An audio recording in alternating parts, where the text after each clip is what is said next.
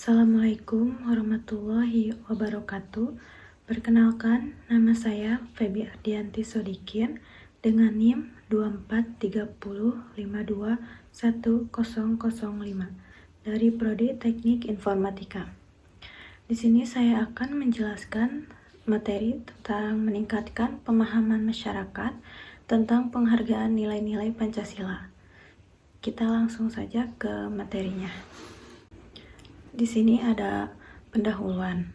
Pancasila sebagai dasar negara Indonesia bukan hanya sekadar falsafah atau ideologi, tetapi merupakan pedoman hidup yang mengandung nilai-nilai luhur yang harus dihargai dan diterapkan dalam kehidupan sehari-hari.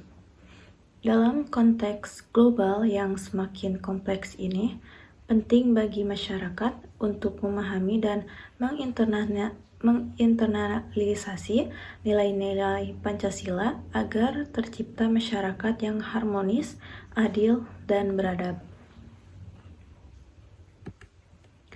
Selanjutnya ada pengertian Pancasila.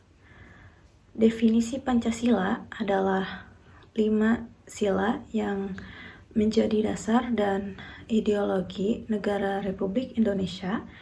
Istilah Pancasila berasal dari bahasa Sanskerta, di mana panca berarti 5 dan sila berarti prinsip atau asas. Sejarah singkat Pancasila yaitu pertama kali diusulkan oleh Soekarno pada tanggal 1 Juni 1945 dalam sidang BPUPKI. Setelah melalui berbagai pembahasan, Pancasila diakui sebagai dasar negara dalam pembukaan Undang-Undang Dasar 1945. Di sini juga terdapat nilai-nilai Pancasila, yaitu ada lambang bintang berbunyi ketuhanan yang Maha Esa, yaitu mengakui dan menghormati keberadaan Tuhan serta menjunjung tinggi nilai-nilai agama. Contohnya yaitu menjalankan ibadah sesuai dengan keyakinan masing-masing, menghormati perbedaan agama dan kepercayaan di masyarakat.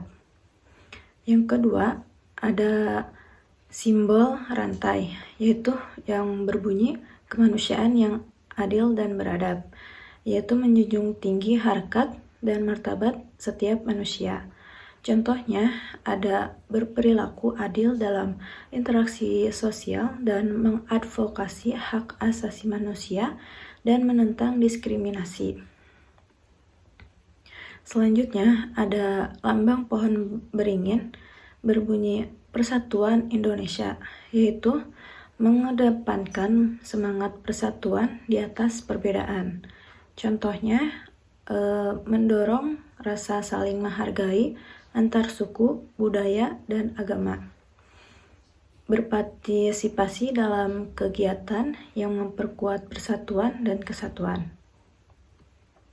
Lalu yang keempat ada lambang banteng berbunyi kerakyatan yang dipimpin oleh hikmat kebijaksanaan dalam permusyawaratan perwakilan, yaitu sistem pemerintahan yang berdasarkan musyawarah untuk mencapai mufakat. Contohnya, mengikuti proses demokrasi dengan aktif, menghormati hasil musyawarah meskipun berbeda pendapat. Dan yang terakhir, ada lambang padi dan kapas, berbunyi keadilan sosial bagi seluruh rakyat Indonesia, yaitu memastikan keadilan dalam berbagai aspek kehidupan. Contohnya, mendorong akses pendidikan, kesehatan, dan ekonomi yang merata, mengadvokasi kebijakan yang berpihak kepada masyarakat. Lalu, selanjutnya ada pentingnya menghargai nilai-nilai Pancasila, yaitu ada menjaga keberagaman. Menjaga keberagaman itu dengan menghargai nilai-nilai Pancasila akan memperkuat rasa persatuan di tengah keberagaman suku, budaya, dan agama.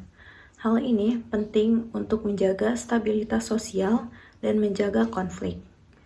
Yang kedua, ada membangun karakter bangsa, yaitu penghargaan terhadap nilai-nilai Pancasila berkontribusi dalam membangun karakter bangsa yang berintegritas, adil, dan beradab. Masyarakat yang memahami Pancasila akan lebih bersikap toleran dan menghargai perbedaan. Lalu, yang terakhir, memperkuat sistem demokrasi. Dengan memahami dan menerapkan nilai-nilai Pancasila, masyarakat akan lebih aktif dalam partisipasi politik dan pengambilan keputusan. Ini akan memperkuat sistem demokrasi dan mendorong pemerintahan yang lebih responsif. Lalu selanjutnya ada strategi meningkatkan pemahaman masyarakat. Ada 4, yaitu 1, edukasi dan sosialisasi, yaitu kurikulum pendidikan, integrasi nilai-nilai Pancasila dalam pendidikan formal, pelatihan dan lokarya, mengadakan kegiatan yang membahas Pancasila secara mendalam. Yang kedua, media sosial dan kampanye, yaitu ada konten edukatif, menggunakan media sosial untuk menyebarkan informasi tentang Pancasila, dan kampanye kreatif, membuat video, infografis, dan poster yang menarik perhatian masyarakat. Yang ketiga, kegiatan komunitas, yaitu ada gotong royong, mengorganisir kegiatan sosial yang melibatkan masyarakat, diskusi publik, menyelenggarakan forum diskusi untuk membahas penerapan nilai-nilai Pancasila. Dan yang terakhir, penghargaan dan pengakuan.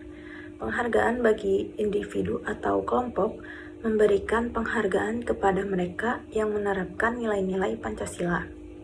Kompetisi, yaitu mengadakan lomba yang berkaitan dengan Pancasila seperti esai atau seni. Selanjutnya, kesimpulan. Meningkatkan pemahaman masyarakat tentang penghargaan nilai-nilai. Pancasila adalah tanggung jawab bersama. Setiap individu memiliki peran penting dalam menyebarkan dan mengimplementasikan nilai-nilai ini. Dengan kolaborasi antara pemerintah, masyarakat, dan lembaga pendidikan, kita dapat menciptakan masyarakat yang lebih sadar, toleran, dan menghargai Pancasila sebagai dasar negara. Di sini juga ada saran, yaitu 1. Penguatan pendidikan Pancasila terdiri dari integrasi kurikulum, yaitu memasukkan nilai-nilai Pancasila dalam semua jenjang pendidikan, mulai dari pendidikan dasar hingga perguruan tinggi. Dan pelatihan guru, yaitu mengadakan pelatihan untuk guru agar dapat mengajarkan Pancasila secara menarik dan relevan. Yang kedua, pemanfaatan media sosial, yaitu ada konten edukasi, menciptakan konten edukatif yang menarik di sosial media untuk menjangkau generasi muda. Dan ada kampanye kreatif, yaitu mengadakan kampanye yang melibatkan influencer untuk menyebarkan pesan Pancasila. Yang ketiga, kegiatan komunitas. Ada forum diskusi, yaitu mengorganisir forum diskusi di tingkat komunitas untuk membahas penerapan Pancasila dalam kehidupan sehari-hari. Dan kegiatan sosial, yaitu mendorong kegiatan gotong royong yang melibatkan berbagai elemen masyarakat untuk memperkuat rasa kebersamaan. Yang keempat, penghargaan dan pengakuan. Penghargaan untuk inisiatif Pancasila yaitu memberikan penghargaan kepada individu atau kelompok yang aktif menerapkan nilai-nilai Pancasila. Dan ada kompetisi kreatif, yaitu mengadakan lomba yang berkaitan dengan Pancasila seperti lomba karya tulis atau seni. Yang kelima, kolaborasi dengan stakeholder. Ada kemitraan, yaitu berkolaborasi dengan lembaga pemerintah, organisasi non-pemerintah, dan komunitas untuk memperluas jangkauan program. Dan ada pelibatan tokoh masyarakat, yaitu mengajak tokoh masyarakat untuk menjadi duta Pancasila dan berbagi pengalaman mereka. Dan yang terakhir ada monitoring dan evaluasi. Ada penilaian program, yaitu melakukan evaluasi terhadap program-program yang dilaksanakan untuk meningkatkan pemahaman Pancasila dan melakukan perbaikan di masa mendatang. Dan ada umpan balik, yaitu mengumpulkan umpan balik dari masyarakat untuk mengetahui efektivitas pendekatan yang diterapkan.